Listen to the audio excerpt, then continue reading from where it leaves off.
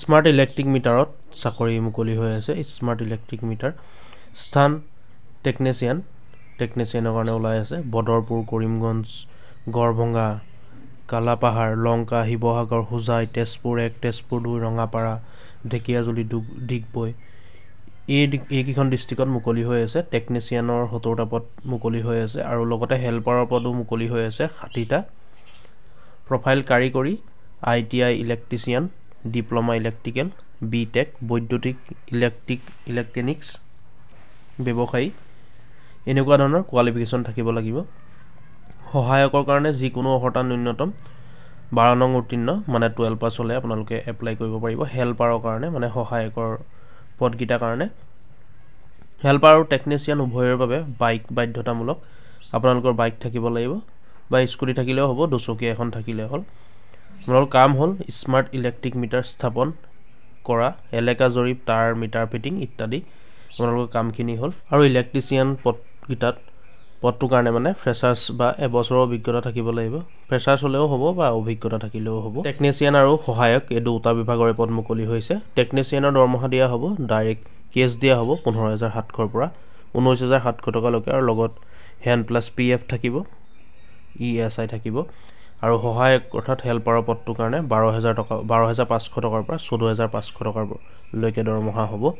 হেণ্ডত মানে হাতত দিয়া হ'ব, প্লাছ PF থাকিব, ESI থাকিব। গুৱাহাটীত অনুষ্ঠিত হ'ব সাক্ষাৎকাৰ অৰ্থাৎ ইণ্টাৰভিউ অনুষ্ঠিত হ'ব গুৱাহাটীত। আৰু ইয়াৰ কাৰণে আপোনালোকে মাতিব আপোনালোকক ইয়াৰ কাৰণে। আৰু ইচ্ছুক প্ৰাৰ্থীয়ে তলত দিয়া ইমেইলত নিজৰ বায়'ডাটা প্ৰেৰণ কৰিব পাৰিব। আৰু ইয়াৰ কাৰণে এপ্লাই কৰিবলৈ হ'লে আপোনালোকে যিটো ইমেইল দেখিছে newasam0049@gmail.com এইটোতে আপোনালোকৰ বায়'ডাটাখন বা ৰিজিউমখন আপোনালোকে চেণ্ড কৰিব। আপোনালোকক কল কৰি মতা হ'ব ইণ্টাৰভিউৰ কাৰণে।